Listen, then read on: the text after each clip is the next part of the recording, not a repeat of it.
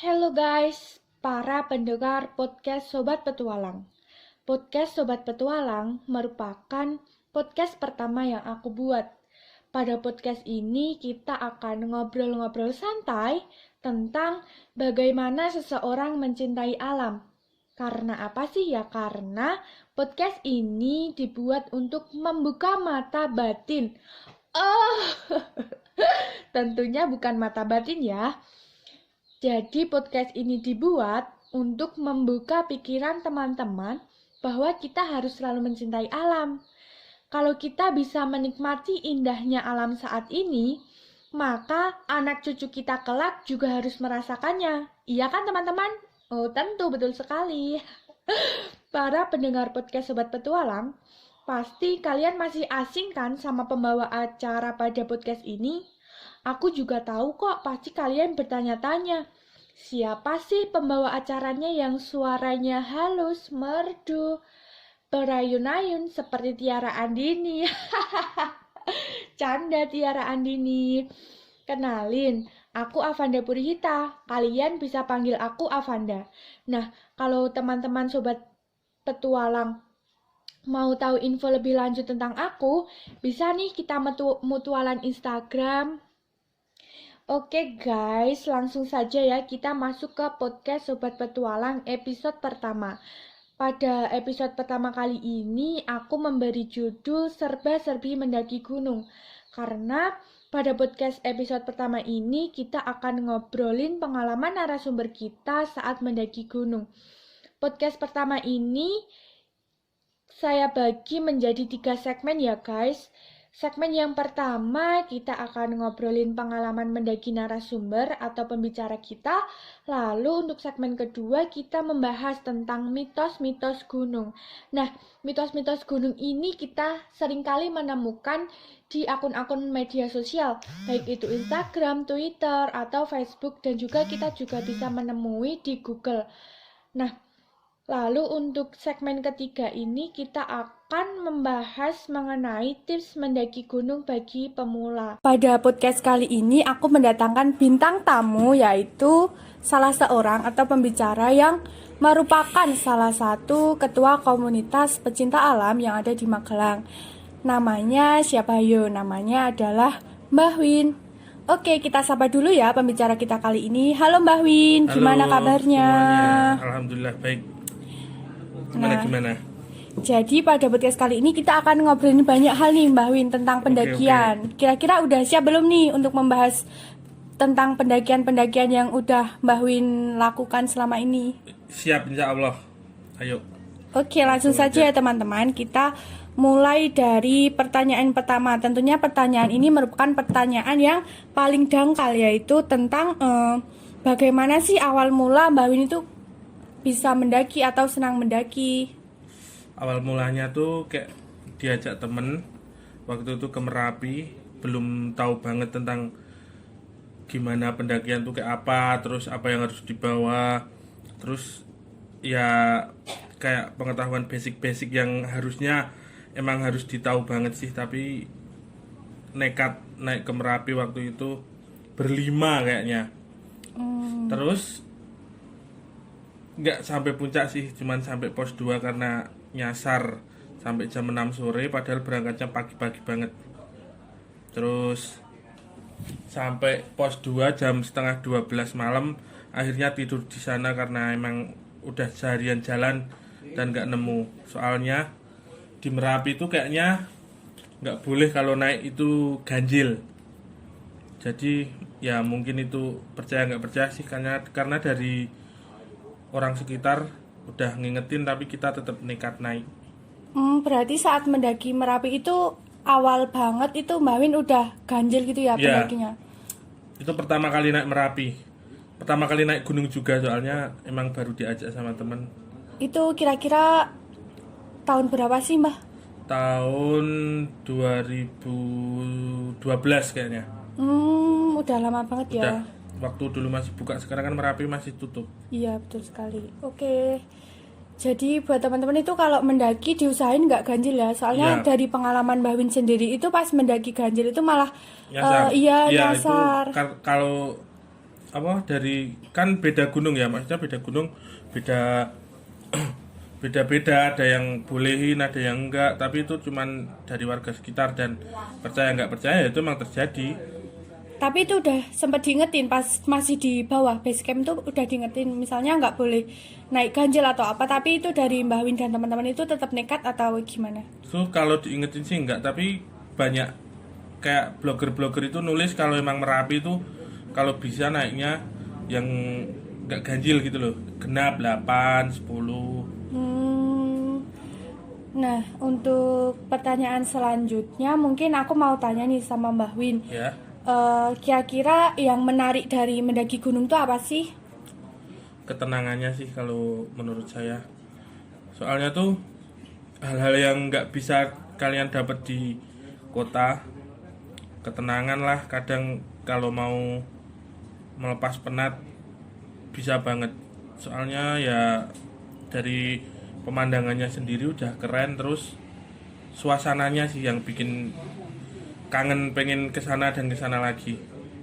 Udah itu buat pelarian nggak sih? Kalau misalnya kayak di Rupiku Kota itu kan pastinya kayak ramai banget. Terus kalau mau cari ketenangan pastinya ingin banget ke gunung gitu ya. Kayak adem, terus juga sunyi, tenang gitu ya. Iya, soalnya kalau emang yang udah suka banget naik gunung pasti kalau emang lagi penat banget pasti kesana sih.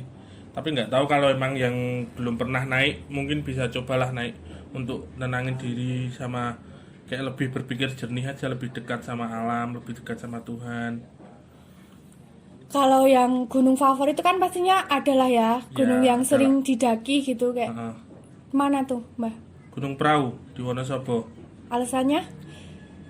View-nya tuh indah banget sama kayak perjalanannya itu nggak terlalu susah. Maksudnya sampai puncak tuh nggak terlalu ngoyo banget, bisa lah misal sama cewek sama anak kecil itu tetap mampu lah kalau ke perahu soalnya nggak terlalu tinggi. Tapi kan kalau dibanding sama Andong itu kan kayak lebih ini ya, lebih apa namanya kalau menurut aku tuh dari trekking tuh lebih enak Andong. Terus juga ininya apa ketinggiannya juga kan lebih rendah Andong ya. Tapi kok Mbak Win lebih suka ke perahu. Padahal kan perahu itu juga kayak banyak banget peminat gitu. Jadi kayak kesananya pun pastinya ada yang bilang macet, terus di campnya itu juga penuh gitu. Menurut Mbak Win kayak gimana? Ya banyak cerita di sana sih, maksudnya tuh kayak kalian bisa dapetin beberapa pemandangan, beberapa view dari Gunung Prau itu sendiri. Ada Telaga Warna, ada Bukit Teletabis, terus ada taman bunga apa itu yang kecil-kecil itu. Jadi tuh ya emang kayak lebih banyak view yang kita dapat, kita lihat sama kita nikmatin aja. Oke. Apakah kalau Gunung Prau itu merupakan gunung yang paling favorit? Apakah itu juga merupakan gunung yang paling berkesan juga, Mbak? Atau mungkin ada gunung lain yang pernah Mbak Win daki yang lebih berkesan mungkin? Kalau dari pengalaman atau apapun itu yang lebih berkesan? Kalau berkesan sih, kalau aku malah lebih sering camp di pantai. Kalau di gunung tuh cuman kayak lebih ke quality time sama pengen bisa ngerti aja sifat temen-temenku tuh kayak gimana. Soalnya kalian bakal tahu banget sifat asli kalian kalau diajak ke naik gunung.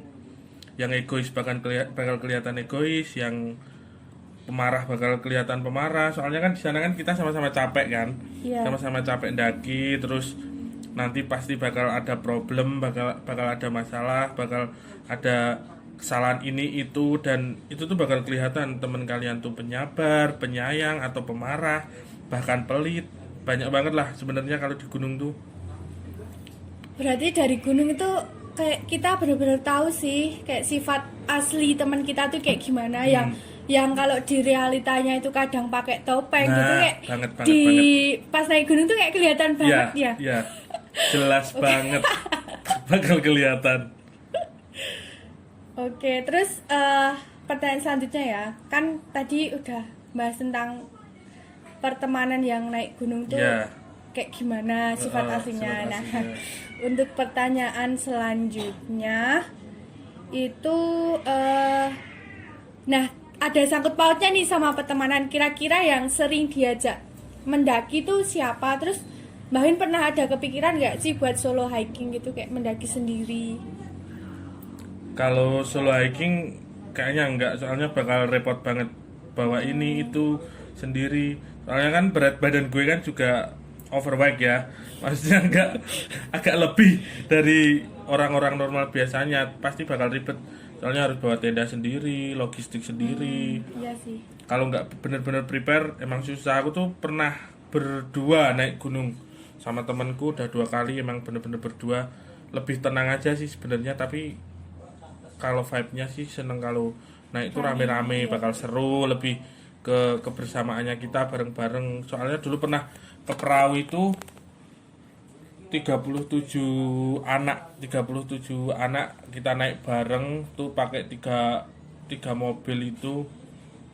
Ya rame aja, seru aja bareng-bareng, lebih lebih nyenengin sih. Berarti yang 37 anak itu dari anggota komunitas atau mungkin dari teman-teman Mbak Win yang di luar komunitas itu, Mbak? Siapapun boleh ikut sih sebenarnya. Kita kalau mau muncak tuh sering ngadainnya tuh open trip bebas, siapapun boleh ikut asal bisa mentaati peraturan yang kita bikin. Asal nggak sembarangan, maksudnya nggak bawa alkohol, nggak bawa yang membahayakan dirinya dia sendiri sih. Yang penting ya mau ikut aja apa aturan kita, gas lah, bisa, semuanya boleh ikut kok.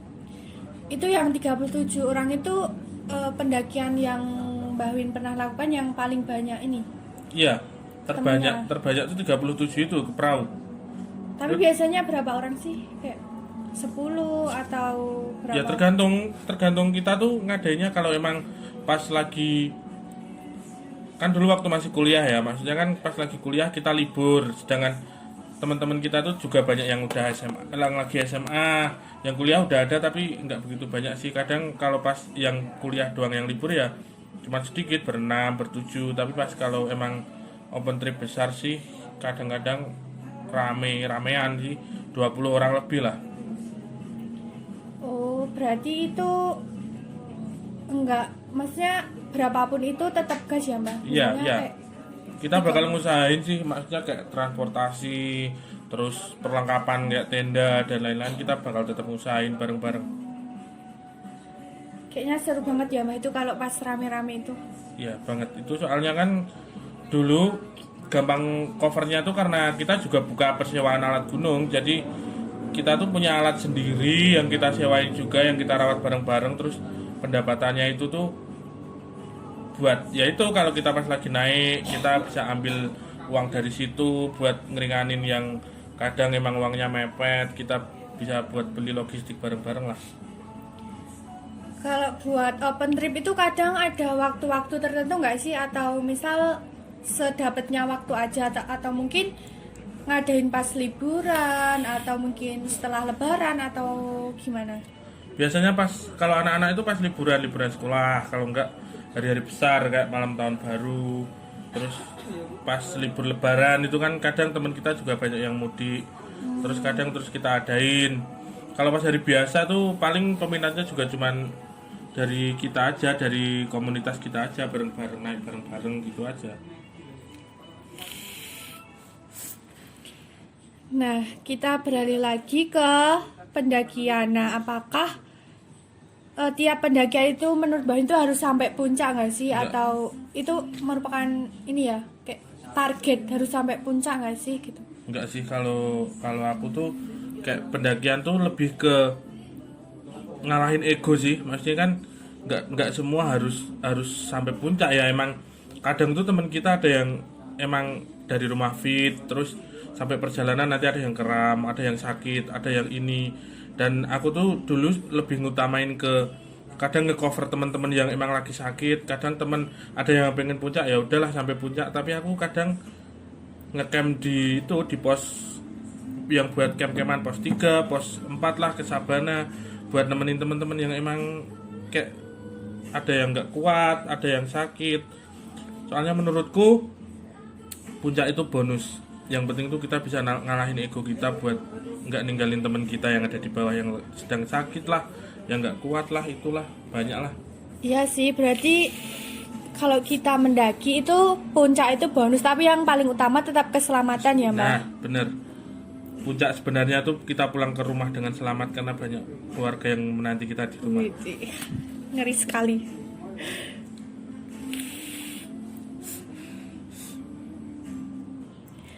Nah, pastinya kan selain Mbah Win ngalahin egonya, nggak harus atau nggak maksain buat ke puncak, pastinya pernah dong ke puncak, maksudnya ke puncak gunungnya. Ya, pernah dong. Nah, itu tuh gimana sih rasanya bisa menaklukkan puncak dari berbagai gunung? Bangga sih sama pencapaian yang kan aku tuh sering dikatain ya itu karena aku overweight ya, maksudnya kan berat badanku tuh lebih dari teman-temanku. Kadang tuh sering diejek kan, anak gendut mana bisa naik gunung, dan sedangkan aku tuh alhamdulillah bisa kadang sampai puncak ya. Kalau pas kita semua kuat ya pelan-pelan bisa lah. Dan nanti kalau sampai puncak tuh kayak capek kalian tuh bakal terbayar sama apa yang kalian lihat di sana. Soalnya ya emang bener-bener nggak ada di kota itu, emang bener-bener adanya di puncak. Dan itu tuh kayak kita bakal gimana ya? Usaha kita tuh maksimal banget buat naklukin puncak. Kalau pas kita sampai puncak bakalan bener-bener bangga sih sama apa yang udah kita usahain banget. Iya sih, kayak yang aslinya tuh kadang di bawah tuh kak belum kepikiran nggak sih kayak bisa ke puncak atau enggak, tapi Nah. akhirnya sampai ke puncak tuh kayak sebuah pencapaian yang besar gitu loh. Besar banget lah. Kayak lega gitu loh, maksudnya kan contohnya ke Merapi itu, tapi ke Merapi kan emang dari sananya nggak boleh sampai puncak itu, sampai Pasar Bubrah udah camp di situ, dan kita boleh sunrise-an juga cuma di situ. Kadang cuma ada yang itu kayak pendaki-pendaki nakal yang emang nekat sampai naik sampai ke puncak, padahal itu bener-bener udah ada pelangnya, udah ada tulisannya kalau kita tuh nggak boleh naik. Tapi ya emang pas waktu itu aku naik itu bener-bener banyak banget yang naik sampai puncak, tapi kan aku nggak mau ambil risiko. Terus teman-temanku ya nggak ada yang boleh naik sampai puncak itu, padahal kalau Merapi itu kayak banyak banget orang yang pengen kesana. Soalnya ya emang gunungnya tuh beda aja, vibe-nya tuh beda. Kayak lebih kita harus jaga kesopanan, nggak boleh ngomong kotor kayak gitu tuh. Jadi emang bener-bener sakral aja, gunung yang bener-bener sakral. Iya, berarti kalau di Merapi tuh harus bener-bener jaga diri banget ya. Iya. Kayak dari ucapan, terus maksudnya kita di sana tuh juga harus menghargai yang ada di sana gitu loh, nggak boleh sembarangan. Ya, Iya. di gunung manapun sih kayak gitu ya, Mbak. Ya, Nggak tetap cuma nggak di boleh Merapi. ngomong kotor dan lain-lain. Kalau di Merapi itu kalau pengen tahu isinya Merapi itu kalian bisa buka Instagramnya Lahar Bara. Itu Mas Lahar yang dulu nyelamatin Eri Yusanto, kan pernah ada pendaki yang jatuh sampai kawah itu. Nah, Mas Lahar itu yang dulu nyelamatin Eri itu, dan di situ kalian bakal tahu banget apa sih Merapi. Gimana sih Merapi sebenarnya itu tuh di blognya dia di Instagram ada, kalau enggak kalian beli bukunya juga ada. Soalnya Mas Lahar udah ngeluarin 2 buku kayaknya. Itu bakal gimana ya, kalian bakal lebih dekat dengan Merapi gitu aja. Berarti nanti pikiran kita bakal kebuka banget ya, kayak Kalian bakal tahu ceritanya isinya Merapi itu kayak gimana. Nah, seserem apa, terus seramah apa, semistis apa, di situ ada semua. Nah, dari jawaban Mbak Win tadi aku mau tanya nih. Kan ada pendaki yang nekat cari spot foto yang berbahaya gitu kan. Ya. Kadang kayak mungkin nggak kepikiran sih kayak keselamatannya dia gimana, terus nggak mikirin orang-orang di rumah menunggu dia pulang buat pulang gitu. Pasti kan ada nih pendaki-pendaki yang nekat foto, misalnya yang tadi di Merapi di Ya, di puncak maksa Garuda buat itu ya. buat sampai puncak gitu. Nah, pendapat Mbah Win sendiri gimana, kayak mereka tuh mendaki hanya untuk konten. Nah, itu menurut Mbah Win tuh kayak gimana? Nah, itu sih soalnya kan akhir-akhir ini emang kayak foto itu yang harus banget ya, maksudnya ke tempat manapun tuh kayak kalau nggak foto tuh belum afdol lah rasanya. Kan banyak pendaki yang emang bener-bener dia tuh pakai sepatu yang bener-bener nggak safety, pakai tenda yang bener-bener seadanya, terus nggak pakai SB, terus logistik, terus nanti ending-endingnya biasanya tuh yang melanggar peraturan dan apa itu yo, yang gimana ya, yang foto cuman ke atas gunung cuman buat foto-foto dan nggak pengen bener-bener jadi pendaki yang bener-bener dia bisa menghargai alam tuh yang banyak banget kecelakaan kayak gitu kan. Akhir-akhir ini juga banyak yang meninggal di gunung Iya. karena hipotermia, terus karena kekurangan yang pengetahuan yang mereka tahu. Kadang mereka naik juga cuman pakai hal-hal seadanya, terus kan mereka nggak tahu juga kalau bakal nanti di puncak tuh ada badai dan lain-lain. Kadang mereka menghalalkan banyak cara untuk sekedar foto ya, dan dikagumi sama teman-temannya lah, kayak wah lo udah foto di sini keren. Kadang kan mereka kayak seenaknya aja terus kayak gitu, jadi kan ya itu alam juga bakal marah kalau mereka juga seenaknya. Iya sih, sekarang tuh banyak banget baca di berita di Instagram, Facebook, Twitter itu banyak sekali pendaki-pendaki yang hilang, yang Nah, ya gitu sih. Mungkin itu juga karena kurang prepare ya di ya, itu di pas mau mendakinya itu kurang prepare banget, makanya banyak yang laporan kehilangan teman saat nah mendaki, terus juga itu keselamatan itu kurang dipikirkan lebih dalam. soalnya tuh emang bener-bener penting lah, maksudnya kayak basicnya kalian harus paling nggak tuh tahu medannya tuh bakal gimana, paling nggak tuh kalian harus tahu kayak cuacanya tuh lagi gimana, terus apa yang butuh rain cover atau kayak jas hujan kayak gitu-gitu tuh. Kadang tuh kalau hujan terus kalian nggak pakai rain cover, kadang kok nanti itu semuanya basah, terus kalian juga kebasahan, nanti kedinginan kan. Banyak yang hipotermia pas naik musim hujan, terus di atas nanti kena badai. Sebenarnya sih kayak yang penting tuh kalian tahu basicnya lah, maksudnya basicnya apa yang harus kalian bawa, apa yang harus kalian taati, apa yang harus kalian bener-bener prepare banget lah untuk naik itu, kalian bakal baik-baik saja. Oke, tadi kan udah nyeritain seremnya Merapi, terus gimana Merapi, terus ceritain tentang pengalaman yang bakal tahu sifat asli dari teman tuh kayak gimana. Sekarang aku mau tanya Apa? pengalaman nih, pengalaman yang paling manis selama mendaki atau pengalaman-pengalaman yang bahagia dari mendaki itu apa yang pernah Mbak Win alamin?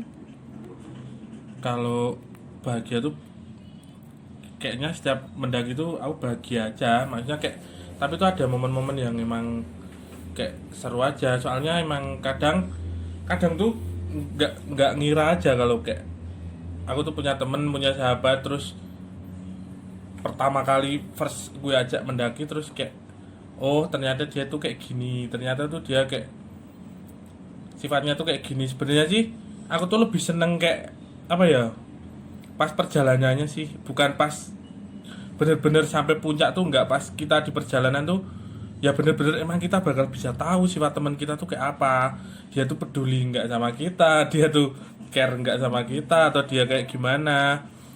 Kadang tuh aku malah lebih nikmatinya tuh pas itu loh, pas pas kita bener-bener lagi jalan, lagi trekking, kita ngobrol, kita banyak banyak banyak diskusi tentang kadang kehidupan, tentang kadang apapun lah, pekerjaan, percintaan, semuanya sih kadang bisa masuk di situ.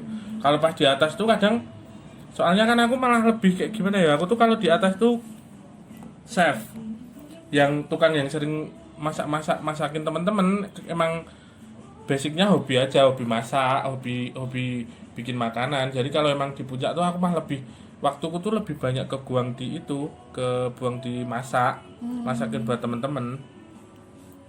Berarti malah banyak pengalaman manisnya itu pas jalannya itu, maksudnya Iya, pas naiknya, proses naiknya, iya. nggak saat di puncaknya. Heeh, soalnya aku dapet cewek juga beberapa kali juga dari pas itu, pas trekking itu, karena kita ngobrol, terus kita jadi deket, kita bisa lebih deket lagi kayak gitu tuh.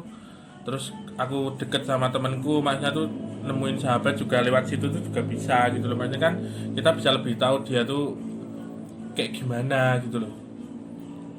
Oke, mungkin itu pengalaman manis dari Mbah Win. Nah, kalau pengalaman pahit atau pernah nggak sih Mbah Win tuh punya pengalaman yang mistis, bisa sih mistis atau amit-amit tuh pernah jatuh atau gimana, atau pas jalannya itu ngedrop sakit atau gimana tuh pernah ngerasain nggak sih? Itu kan juga termasuk pengalaman yang kurang baik ya. Pernah Iya, iya. ngerasain nggak Mbak? Pernah waktu itu hampir ke Merbabu tuh, pas H-1 kita naik tuh tiba-tiba tuh radang telinga. Tapi kan karena kita udah sewa mobil, udah booking semuanya dan bener-bener kita tinggal berangkat. Tapi itu paginya sebelum sebelum aku berangkat tuh kayak aku check up dulu ke dokter, terus aku tanya makanya kan kalau emang radang telinga, kalau kalau belum parah banget sih dokternya nyaranin boleh, tapi kalau bisa itu telinganya itu ya ditutup pakai apa gitu biar gak makin parah. Tapi terus waktu itu sampai pos 3 aku udah nyerah sih karena emang bener-bener kepalanya terus sakit, terus aku nggak bisa denger apa-apa, bener-bener sakit banget sih. Sampai sampai pos 3 aku diriin tenda, tapi padahal waktu itu tuh aku ber-17 kalau nggak salah. Aku di pos 3 cuman bikin tenda satu, aku berlima nginep di situ, sedangkan teman-temanku yang lain tetap naik, tetap ke puncak, tetap sampai puncak itu waktu itu. Pernah itu pengalaman buruk. Sama ke Merbabu juga pernah. Itu kan waktu itu juga pernah ke Merbabu tuh pas bener-bener sampai Sabana. Dari aku sampai Sabana tuh jam 3 sore. Jam 3 sore sampai bener-bener siang malam, terus siangnya sampai siang tuh nggak dapat apa-apa, bener-bener kabut. Di situ hujan dan badai besar banget sampai kita tuh pulang hujan-hujanan, bener-bener nggak dapat apa-apa padahal udah sampai Sabana 1 waktu itu. Terus kita pulang. Itu berarti pernah ngalamin hal buruk juga ya, dari wirawiri ke gunung manapun itu tetap pernah ngalamin hal-hal yang kurang enakin ya Mbah ternyata. Iya iya, soalnya kan nggak mesti kan, cuaca tuh kayak beda-beda, alam tuh kayak kadang tuh cerah banget, kadang kabut, kadang badai, kadang hujan deras banget. Jadi tuh ya emang nggak mesti kita tuh dapat di sana terus dapat bagusnya alam tuh kayak gimana tuh nggak mesti. Nah, dari banyaknya cerita yang udah diceritain nih sama Mbah Win, kira-kira nih apa sih motivasi atau motivasi apa yang buat Mbah Win tuh seakan-akan ingin naik ke puncak lagi, ingin daki lagi, terus apa yang membuat Mbah Win itu antusias untuk selalu melakukan pendakian? Ketenangan sih, makanya tuh kita memang bener-bener pengen tenang banget tuh. Kita tuh di gunung bisa bener-bener kayak nggak mikirin apapun, kita nggak mikirin masalah ini masalah itu, kita lagi ada problem di mana tuh kita nggak kepikiran. Ya itu cuman di gunung itu, kalau nggak di gunung ya kadang ke laut, tapi kan kita nyari pantai yang benar-benar sepi itu susah banget. Mendingan kadang ke gunung itu, jadi lebih plong aja, lebih fresh, nyegerin pikiran kayak gitu-gitu aja sih. Oke, berarti ke gunung itu merupakan salah satu hobi yang ibaratnya bikin kita fresh gitu ya Mbak. Iya. Ngelupain masalah-masalah, ninggalin masalah-masalah dulu, terus kita mencoba menyegarkan diri kita buat bisa berpikir lebih jernih esok lagi. Kita ngefreshin, refresh lagi, kita ulang lagi biar kita tuh kayak plong aja rasanya. Oke, setelah mendengarkan pengalaman-pengalaman dan banyak cerita yang udah disampaikan Mbak Win tadi, kita masuk ke pertanyaan tentang mitos-mitos nih. Kan banyak sekali ya aku dengar tuh di Google, di Instagram, dimanapun itu, ternyata saat mendaki itu ada mitos-mitos yang banyak dipercaya orang gitu ya. Iya. Nah, kalau dari pandangan Mbak Win sendiri itu, apakah Mbak Win itu sepenuhnya percaya sama mitos atau gimana? Ya kayak gimana ya, kalau menurutku tuh kayak percaya nggak percaya sih, tapi kayak bener-bener ya emang kita udah bener-bener terjadi aja. Kayak di Merapi itu yang tadi gue ceritain di pertama tuh, kayak kita nggak boleh naik ganjil, kita nggak boleh ngomong jorok. Akhirnya kita lakuin itu dan bener-bener kita nyasar. Terus juga di Sumbing itu katanya kalau pas kita naik belum ketemu burung yang kayak nunjukin jalan kita tuh, kadang tuh itu bukan mitos sih, tapi banyak juga sih yang kejadian kayak gitu. Biasanya kan ada guide-nya juga kalau kita pengen naik dari Akamsi atau warga sekitar situlah. Tapi katanya kalau belum ketemu burung, kayak burung selamat datang lah bisa dikatakan kayak gitu tuh, ya belum apa ya, belum sah aja. Soalnya temanku tuh pernah nggak ketemu burung itu, dan itu tuh naik bener-bener malam, terus ada kakek-kakek tuh ngikutin di belakang gitu loh pakai tongkat. Tapi itu pas sampai hampir summit kayaknya, hampir di pas yang buat camp-campan itu ya kakek-kakeknya itu tiba-tiba hilang aja. Jadi ya kayak percaya nggak percaya sih. Di perahu itu juga katanya kan waktu itu pernah ke perahu, terus lagi di apa pohon-pohon besar itu ada sesajennya itu ya juga kita nggak boleh seenaknya kayak ngambil atau nginjek itu. Mungkin kalau nggak sengaja nggak apa-apa, tapi kalau niat kita jelek pasti kita bakal kayak kena batunya sendiri lah. Terus Kemasukan gitu. ya kadang ada juga yang kerasukan, tapi kadang biasanya tuh kayak disasarin gitulah. Terus kalau Mbak Wit sendiri pernah ngalamin nggak? Maksudnya kayak mitos-mitos yang ibaratnya yang tadi tentang burung itu kan Ya kalau kita pikir secara logika itu kan nggak masuk gitu ya. nggak Tapi make ternyata sense, tuh ya. ada aja itu. Maksudnya pernah temennya Mbak Win tuh pernah ngalamin langsung gitu bener ya. pernah ngalamin. Terus adikku itu adik kandungku sendiri juga pernah ke Lawu itu kan kalau Lawu itu kan bener-bener gunung yang mistis, soalnya banyak banget lah buat upacara-upacara apa nggak tahu, tapi emang bener-bener di situ tuh menurutku di Lawu itu paling mistis. Itu pernah adikku tuh kayak ada pohon besar, terus itu tuh ditali pakai selendang gitu loh. Iya. Nah itu kan temanku bareng-bareng, terus temanku tuh kayak bikin challenge gitu loh, ayo siapa yang berani nyopot jari itu. Padahal kan cuma ngomong dan belum sampai ngelepas. Terus tiba-tiba tuh temanku yang satunya itu temennya adikku lah, pas make carrier tiba-tiba dia jatuh, terus tangannya tuh kayak patah gitu loh, bener-bener kayak patah, nggak bisa digerakin. Akhirnya itu temennya adikku tuh bener-bener nggak bisa berdiri. Terus adikku sama temennya kan temennya adikku kan berlima ya, berenam sama adikku. Terus adikku sama temennya turun ke bawah minta bantuan itu, suruh maksudnya kan di situ ada tim sarnya juga ya, maksudnya minta suruh bantuan, suruh naik ke atas. Bener-bener dari atas tuh ditandu pakai tandu itu sampai bawah.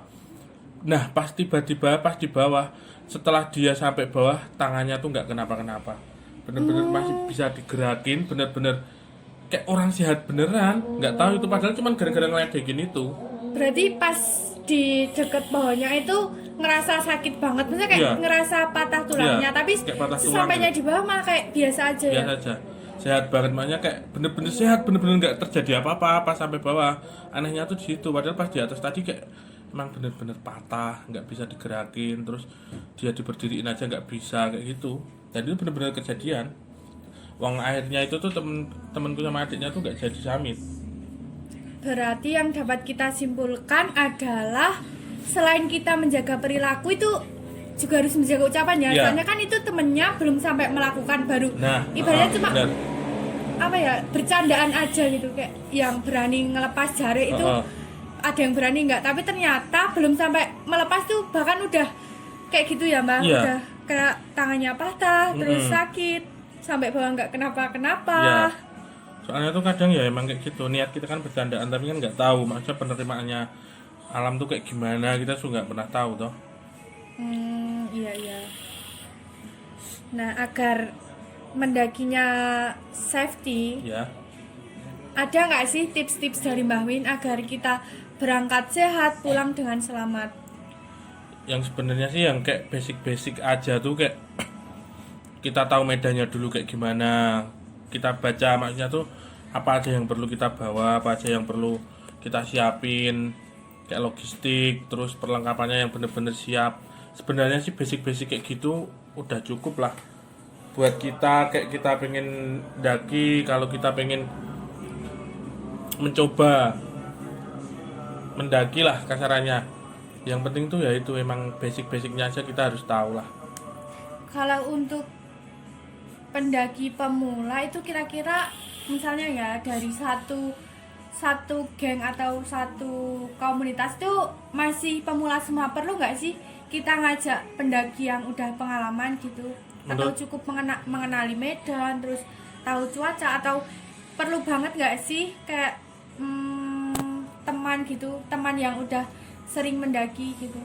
Menurutku perlu sih, soalnya kayak biar ada yang ngarahin lah, maksudnya tuh kayak kadang kalau diriin tenda aja nggak bisa, terus orangnya masih baru-baru semua kan juga bakal ribet. Ya. Mending lah ada satu atau dua orang yang kayak udah pernah aja, biar mereka tuh juga bisa ngarahin orang-orang yang masih baru muncak gitulah, biar lebih selamat juga kan. Maksudnya mereka lebih tahu medannya kayak gimana, mereka lebih tahu kesiapannya tuh harus gimana aja, harus ngapain, biar lebih siap aja sih. Kalau untuk pendaki pemula itu barang penting apa sih yang harus dibawa Mbak kira-kira? Kayak yang basic banget yang harus dibawa selain tenda kan itu pasti harus dibawa ya kayak. Selain misal kayak kita mendaki nggak bawa tenda terus masa mau numpang gitu kan. Jadi kan bener. harus bawa tenda. Terus yang selain itu kayak misal obat-obatan pribadi atau apapun itu.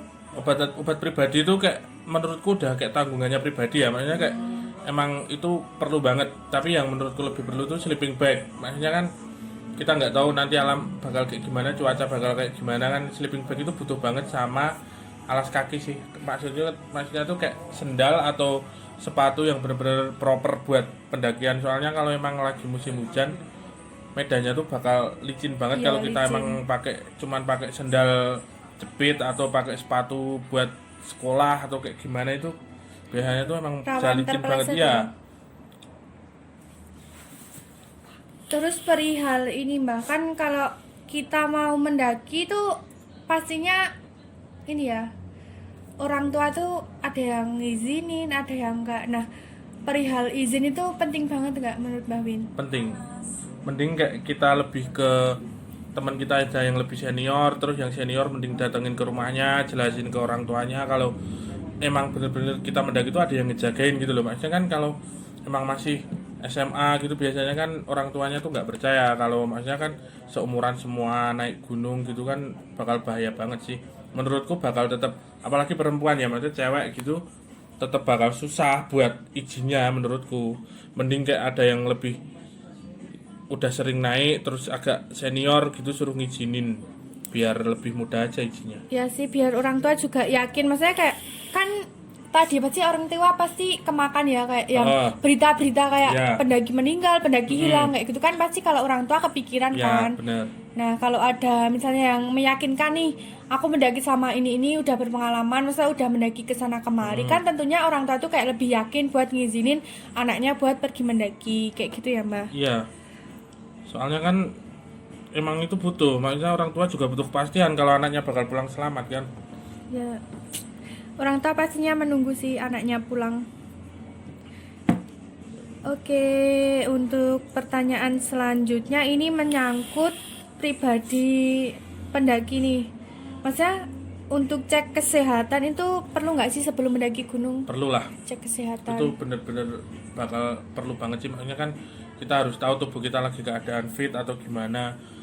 Jangan maksain lah kasarannya, daripada nanti juga terus temen-temennya yang kena imbasnya. Misal kita lagi nggak sehat terus kita naik, terus belum sampai puncak udah nggak kuat kayak gitu kan, malah kasihan temen-temennya yang lain. Iya, jadi kita mendaki itu harus dalam keadaan fit biar nggak jadi, ibaratnya kayak kita harus memastikan diri kita sehat biar nggak jadi beban untuk teman lain itu kan. Iya, daripada kasihan teman-temannya pengen summit tapi nggak sampai kan, tetap kasihan kan kalau jadi beban. Iya sih, jangan ego aja ya Mbak. Iya. Terus kalau mendaki itu yang tidak boleh dilakukan saat mendaki itu apa Mbak? Masa selain menghindari mitos-mitos atau yang ada di sana, itu kayak yang perlu dihindari itu apa sih saat mendaki? Ceroboh aja sih, jangan ceroboh dalam hal apapun. Maksudnya kayak kita mau buang air kecil, mau buang air besar kan kita harus tetap permisi, tetap kayak amit-amit itulah kasarannya kayak gitu loh. Kalau kita mau buang air kecil atau apapun minta izin. Soalnya kan di alam juga kan ya, nggak tahu maksudnya yang di sana itu ada apa aja. Ya, kan takutnya kalau hati-hati. emang bener-bener terjadi apa-apa kita juga nggak pernah tahu kan. Oh, ada juga nih Mbah yang nggak boleh dilakukan itu adalah meninggalkan sampah. Yang soalnya kan banyak banget yang pendaki yang misalnya apa ya, asal mendaki aja terus sembarangan ninggal sampah, buang sampah plastik sana sini gitu kan. Iya. Harus banget sih dibawa turun lagi. Soalnya emang banyak banget itu pendaki-pendaki yang memang sebenarnya ya cuman pengen eksis aja, naik pengen foto, terus mereka nggak benar-benar nggak bawa trash bag dan lain-lain, mereka ninggalin sampah, mereka buang tisu-tisu itu sembarangan, kan juga malah nggak bagus buat gunung itu sendiri. Iya, selain menikmati alamnya, kita juga harus menjaga agar Menjaga dan merawatnya. lestari sih, biar besok-besoknya anak cucu kita juga ikut menikmati gitu kan. Ya bener, harus kayak gitu, soalnya daripada nanti kita ke gunung lagi terus banyak sampah kan juga nggak enjoy juga di sana. Iya, niatnya buat refreshing malah lihat bersih-bersih sama sampah. lagi. Ya, oke, Mbak. Untuk yang terakhir nih, pesan-pesan dari Mbak Win sendiri buat pendaki pemula, buat teman-teman pendaki di luar sana yang ingin mendaki itu apa kira-kira? Kenali medan yang ingin kalian daki, terus lebih banyak pengetahuan aja sih, maksudnya lebih banyak baca blog, baca buku, biar kalian juga lebih tahu wawasan kalian tentang pendakian sebelum kalian mendaki. Izin juga perlu, maksudnya tuh nggak usah bohong sama orang tua, bener-bener tetap kalau kita pengen daki ya udah izin aja mendaki, gitu aja sih. Oke, Mbak, berarti pesan-pesannya Mbak Win itu lebih ke agar mendaki dengan selamat Nah, gitu ya. soalnya banyak banget pendaki-pendaki yang bener-bener emang nggak tahu apa-apa ya, cuman daki aja terus nekat daki gitu aja, banyak sih. Ya sih, benar sekali. Soalnya semakin kesini juga semakin banyak nih pendaki-pendaki yang ditemukan hilang, ditemukan meninggal. Ya. Gitu. Karena Soalnya kan mereka nggak gimana ya, nggak tahu pengetahuan tentang mendaki, tapi ya emang mendaki aja buat eksis, buat kebutuhan sosial media, kebutuhan konten. Sekarang kan lagi hit banget kan bikin konten di Iya. gunung, masak atau TikTok apa gitu TikTok ya. gitu ya. Oke, jadi kesimpulannya bagi teman-teman yang ingin mendaki, utamain dulu deh keselamatan kalian. Terus kalian tuh harus berangkat sehat, pulang juga harus selamat. Ingat orang tua kalian menunggu di rumah. Maksudnya jangan nekat mendaki buat konten aja, tapi tetap utamainlah keselamatan kalian. Bener.